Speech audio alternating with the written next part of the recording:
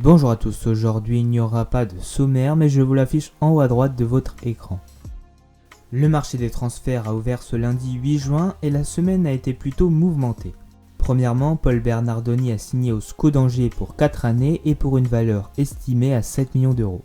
Le gardien monégasque Daniel Subasic va lui quitter l'AS Monaco cet été à 35 ans.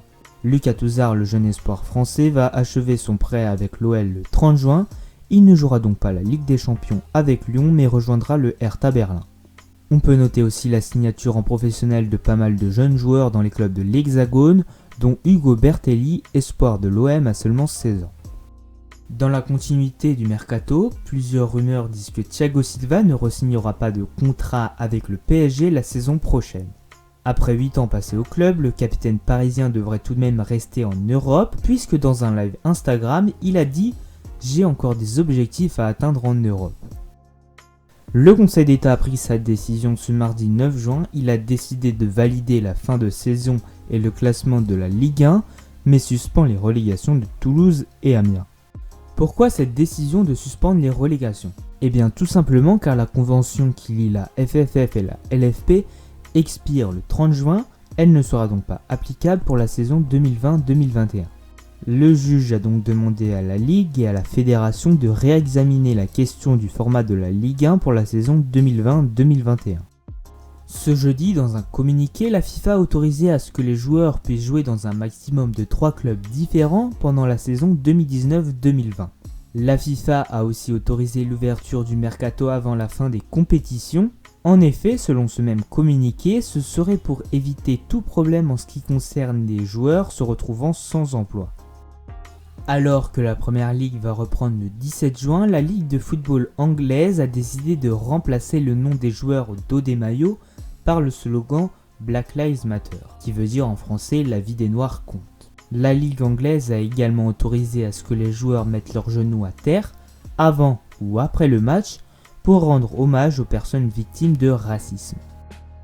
Le football italien a donc repris pour la première fois ce vendredi soir en Coupe d'Italie.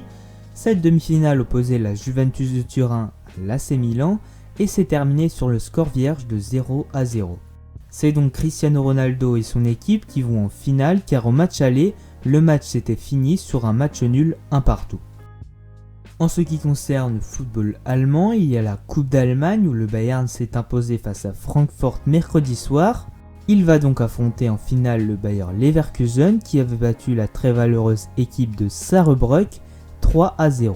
Cette finale se jouera le 4 juillet à Berlin. On peut noter aussi que Thiago Alcantara, le milieu du Bayern Munich, a été opéré et sera absent pour une durée de 3 semaines.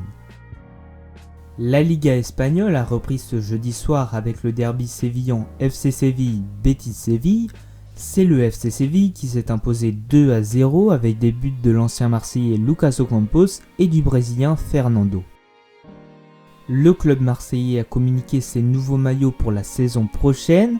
Aucune grande surprise sur ces maillots avec un maillot domicile classique aux couleurs blanche et bleu clair.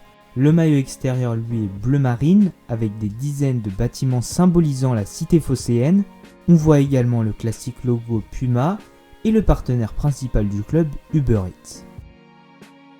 En Serbie avait lieu le célèbre derby opposant les deux clubs de Belgrade. Comme vous pouvez le voir sur ces images, le derby était assez chaud. La rencontre opposant le Partizan à l'Étoile Rouge s'est déroulée devant 20 000 supporters dans un environnement survolté de champs et de fumigènes. Ce match incroyable s'est terminé sur le score de 1-0 pour le Partizan Belgrade.